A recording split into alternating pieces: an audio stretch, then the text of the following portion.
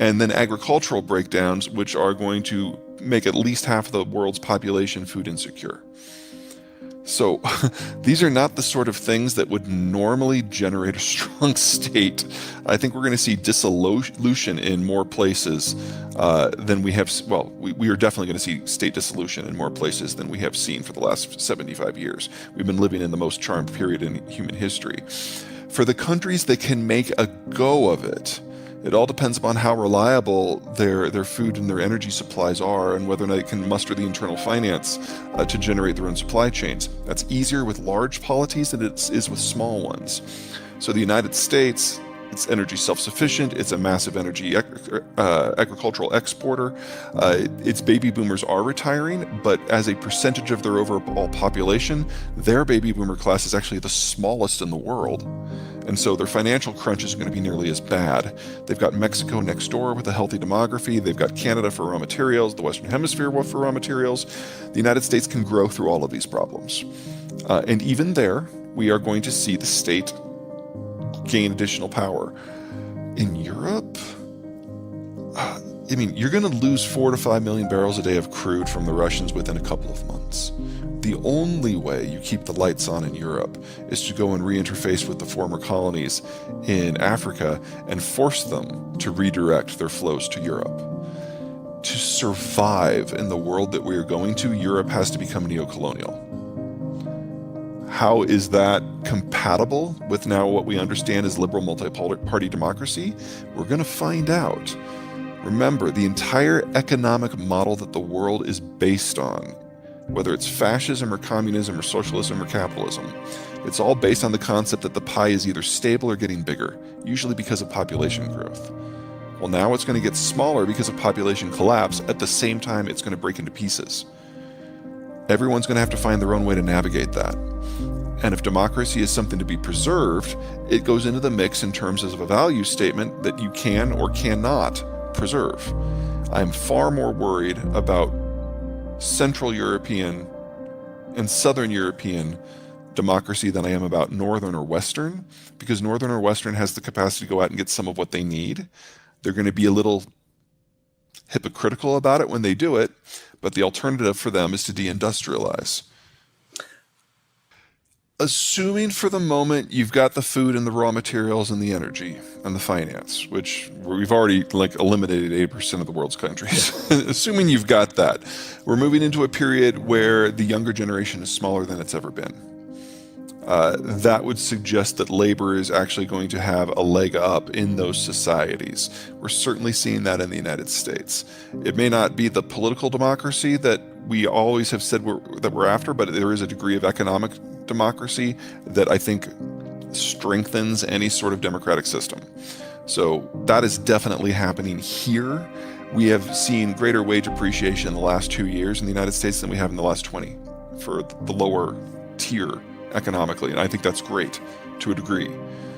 It's also inflationary. That's another problem. In countries that don't have those inputs, however, the world's probably going to look a lot more like Pakistan, where there's a functional slave class because so many things are in scarcity that whoever can control their supply is the one with the power.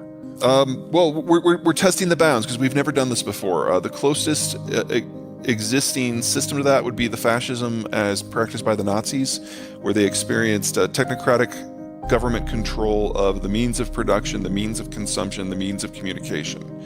What the Chinese are doing right now is that kind of on steroids. There's an open question if the World War II had not happened, whether or not it could continue to contain German society. We don't know. So we have a example list of 0 here for knowing if this works. On the negative side, let's start with that. When the Arab Spring hit Egypt, there was a rebellion against the Mubarak government that the military approved of. And so they allowed all the technological means of communication to continue. 2 years later, when it was the military who didn't like the government, they shut it off. There were only 2 places where internet cables come into the country. They cut them both. They disabled the cell towers, and they were able to easily overthrow the government. Within a year, the Russians were in Egypt to study what the generals did.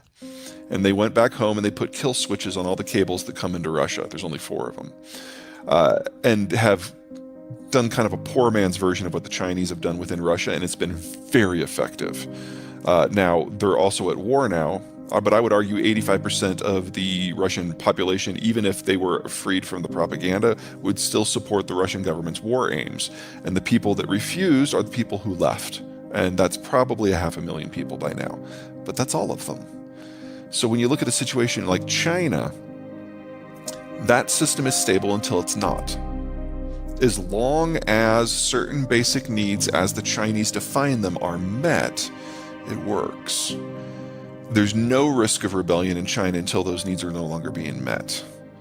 So until now, I really didn't have a lot of hope for any sort of popular uprising. The math may be changing now. We now have an endless COVID lockdown. That's their new normal. There's a food insecurity issue because they can't get African swine fever out of their pork herd.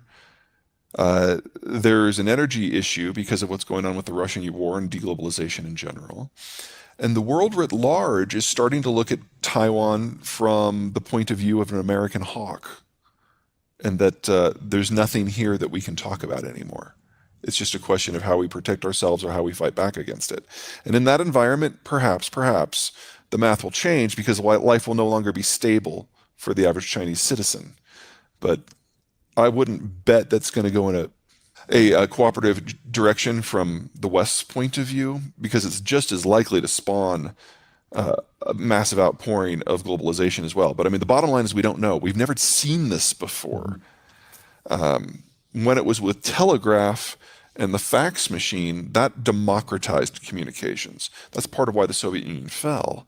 But this is the opposite. This is a complete information control state. And we're going to be studying this for the next century, no matter how it goes. It's a brave new world.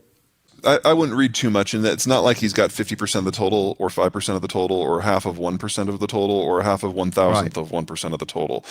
You don't have to own a large chunk of land in the United States to be the single largest owner, because there's a lot of land. Right. Also, our single biggest single investor, the country that owns the most American farmland is Canada, and it's about 2% of the total, and everyone else combined is less than 3%. So it really is broken down into tiny, tiny, tiny bits. Well, on the macro side, there's the whole stocks versus bonds issue. Stocks require a stable system with a lot of liquidity. That's not going to exist in a lot of places. I see most of the world's smaller stock markets just going away. Bonds is the way that larger companies and governments have obviously raised money, and there's going to be a lot of that in the future, but the cost of it is going to be extreme because the need is going to be massive, but the people who actually have investment capital are relatively limited. So I think if you start by thinking of the dark doldrums of the mid-70s in the immediate aftermath of the oil crisis, if you're not ready for at least that, you're not going to have the stomach for what's coming. So that's just kind of like the bare minimum that you should consider. It'll probably never be that good, but if you can't deal with that now, you probably need to find another career. On the bigger side, like the uber macro, one of the unfortunate facts is that every currency system that has ever been backed by a metal throughout history has ultimately failed by its success. Because if you have a successful currency system that people trust, people want to use it. They want to use it for a medium of trade. They want to use it as a store of value. And if they do that, eventually so many people will be piling into your currency that you're going to need more metal to support it. And so you're going to have to expand physically to get the metal. Go to war to get the metal.